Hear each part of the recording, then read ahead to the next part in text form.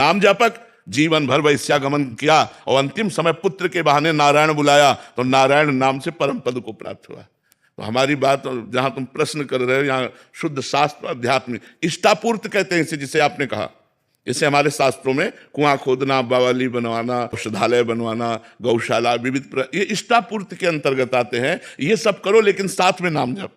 अगर नाम जप नहीं तो ये पुण्य कार्य है, इनके बल से आप स्वर्ग आदि लोक जा सकते हैं, वहां के सुख भोग कर पुनः पुण्य क्षीणे मृत्यु लोके विशंति।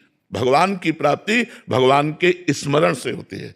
तो मंदिर बनवाना पुण्य का कार्य है, भगवत कार्य है, लेकिन बिना भजन के भगवान की प्राप्ति नहीं होगी। आप फिर आओगे, बहुत बढ़िया महल तुम्हें मिलेगा और 50 करोड़ रुपया मिलेंगे, क्योंकि आपने मंदिर बनवाया, लेकिन भगवान नहीं मिलेंगे।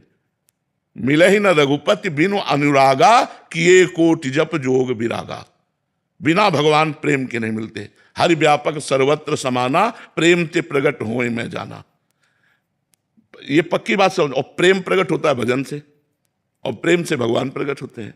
भगवान की प्राप्ति ही जीवन का परम लक्ष्य है। इसलिए जो करो, तुम्हारे पास भगवान ने रुपया दिया, मंदिर बनवाओ, औषधालय बनवाओ, गौशाला खोलो, नाम जप करते हुए, भगवान का चिंतन करते हुए, और ये मानकर कि भगवान की दी हुई वस्तु भगवान को दे रहे हैं, मेरा उसमें कोई हक नहीं, ये तो भगवान की वस्तु, तो इससे भगवती, इसीलिए इसका कोई महत्व नहीं है। एक नया स्वप्न जैसा देख लो, 1000-2000 वर्ष का, और बस फिर आकर के मृत्यु लोक में क्या बनना पड़ेगा। महाराज नहुष देव राजेंद्र की पदवी पर बैठे और पुण्य क्षीण हो गए, सची माता के प्रति गलत भाव कर लिया, तो अजगर की योनि में आके जन्मे थे। महाभारत में पढ़ के देख लो, सीधे इंद्र पद से ट्रांसफर हुआ अजगर योनि में। एक राजस्वी यज्ञ में एक चीटा एक छोटा सा दाना चावल का लेके बड़ी मेहनत से जा रहा था। 3 टांगें थी, एक टांग टूट चुकी थी। तो अर्जुन जी की दृष्टि पड़ी, प्रभु से कहा, प्रभु राजस्वी यज्ञ में सब चकाचक हो रहा है, एक चीटा बेचारा कितना कष्ट पा रहा है। तो बोले, पता है 14 बार इंद्र बन चुका है। वो चीटा 14 बार इंद्र बन चुका है। कोई भरोसा नहीं है पुण्यों का, कहां से कहां ट्रांसफर हो जाए। और नाम जब करोगे, भरोसे की बात कहते हैं कि अगर अगला जन्म होगा भी तो श्रीवान कुलवानों के यहां होगा, मनुष्य रूप में होगा, और भजन करके निश्चित भगवान को प्राप्त होगे। अगर बहुत ही दुर्गति हो गई तो उस जीव को भी ऐसी जगह रखा जाएगा जहां भागवतिक होगा, भगवत कथा और कीर्तन हो रहा, दरवाजे का कुत्ता बना बैठा और भगवान का भोग प्रसाद पा रहा है, कथा सुन रहा, कीर्तन सुन रहा, उद्धार हो गया।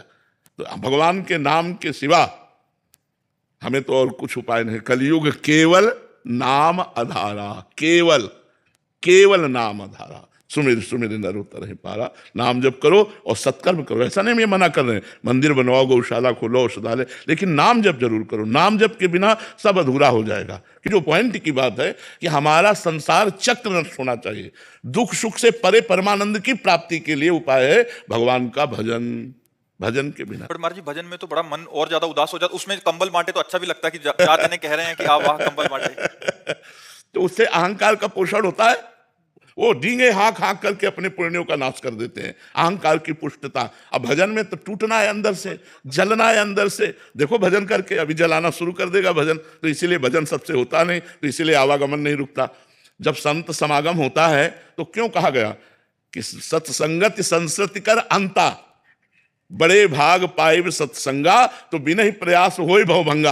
क्यों? क्योंकि सहज में वो बात हमें पकड़ में मिल जाती है जो हम शास्त्रों का स्वाध्याय वर्षों करें और नहीं पकड़ में आएगी, वो 1 मिनट में संत संग में पकड़ में आ जाएगी। तो संत संग जैसे मिला, आप सुने, अब आप शुरू कर दे नाम जप करना और मंदिर बनवाए, गौशाला कर, तो आपका परम मंगल हो जाएगा। क्योंकि ये वृंदावन है, वृंदावन में ये जो क्लास लगता है ये आध्यात्मिक क्लास है, प्योर आध्यात्मिक, नो इसमें मिलावट कोई चांस नहीं मिलावट। स्वयं से ही भजन करने पर भगवत प्राप्ति होती है, पुण्य हो जाएगा। अनुष्ठान करने से आपके सुकृत बढ़ेंगे, लेकिन भगवत प्राप्ति नहीं होगी। भगवत प्राप्ति तो स्वयं के भजन करने से होगी। इसीलिए स्वयं का भजन करना बड़ा कठिन लगता है लोगों को, प्रायः ऐसा लगता है भगवत प्राप्ति नहीं हो सकती, पुण्य होगा, और पुण्य का कोई महत्व नहीं। एक संत की निंदा कर दो, पूरे जन्म के पुण्य नष्ट हो गए, पूरे जन्म के। भक्तन निंदा बुरी भूल करे जिन कोय, किए सुकृत बहु जन्म के क्षण में डारे खोए।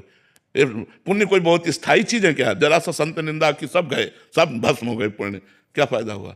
और हम राम राम कृष्ण कृष्ण राधा राधा जप रहे हैं, अगर हमसे संत निंदा भी हो गई तो वो वहीं स्टॉप लगा दिया जाएगा। भगवान ही संत को जानते हैं और भगवान ही संत से मिलाते हैं। जब द्रवहि दीन दयालु राघो तो साधु संगति पाइए। संतों के बाहरी लक्षण से हमें लगता है कि नहीं जाना जा सकता, क्योंकि फिल्मों में भी 2-2.5 घंटे के लिए बहुत अच्छा साधुता का रोल कर लेते हैं। तो रोल करना साधुता का और साधुता आना बहुत कठिन बात है।